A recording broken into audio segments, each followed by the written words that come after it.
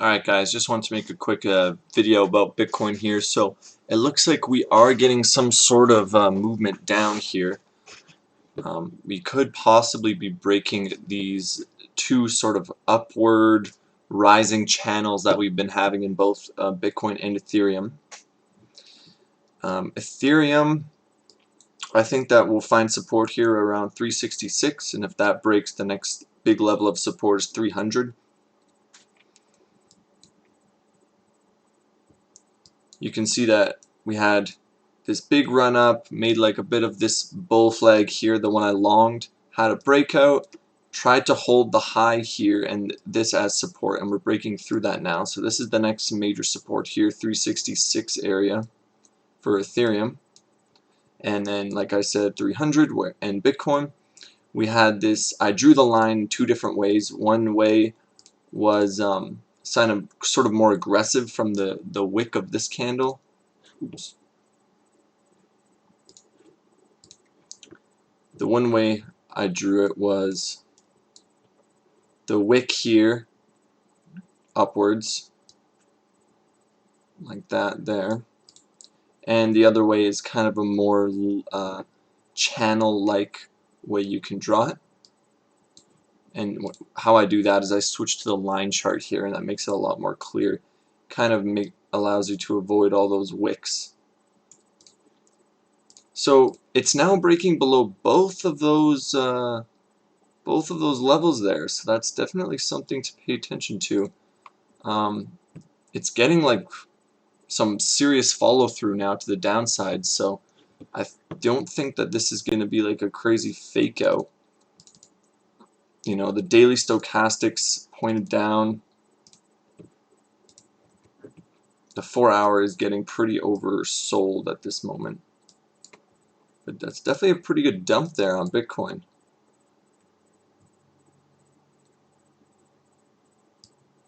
Definitely a pretty good dump.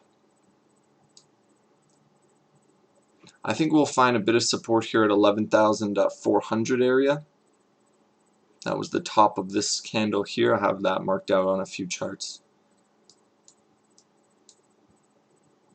But you know, this is really going to make all those long traders a little bit nervous. Maybe on a pop up, which we'll most likely get. It's pretty overextended to the downside right now, so I'm guessing we'll pop up. But you know, this could be the start of a bigger move down. The 4-hour RSI is getting pretty oversold. But that daily though, that daily chart, looks like it's got more room down, that's for sure. I still think that we come down and test 10,500. That's why that is where my my target is.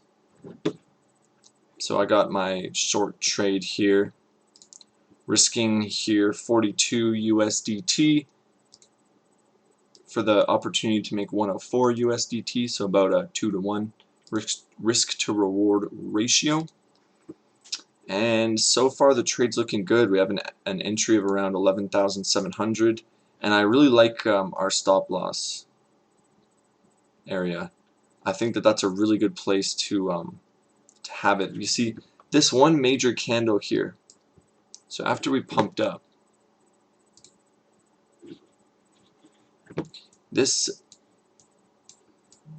you see this is the initial move up, the one I wrote up from 9,500. And then we had this big kind of Darth Maul candle, and this I think established a range for Bitcoin with a high up there at 12,110 and a low at 10,500. And I think that what we're actually doing right now is we're in this channel, and I think we're going to come down and do something like this, where we test the bottom of the channel and then test the top again and sort of move like that. Something like this, and then maybe we break to the upside. But I do think that Bitcoin has had a pretty insane move, and it wouldn't surprise me if we came down all the way down here.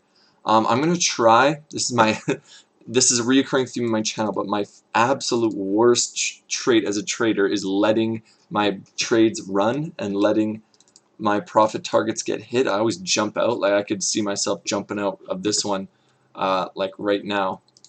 and just taken the 16 bucks. But what I have to do is remain patient and focused, and realize that if I'm patient, focused, let this thing pan out, I could make $100. So that's what I'm going to do. I'm going to leave this until it either hits my stop loss or my profit target. I'm not going to jump in and out or anything. I'm going to stay disciplined on this trade. While I'm camping, I'm just going to hands off, let it ride. I think that this is really good. The daily candle is closing soon, and it closes in about 2 hours. So as long as we can stay below like 11,700 for the next 2 hours, I think that this will sort of confirm that this this pattern has broken to the downside, and that there could be some more downside awaiting.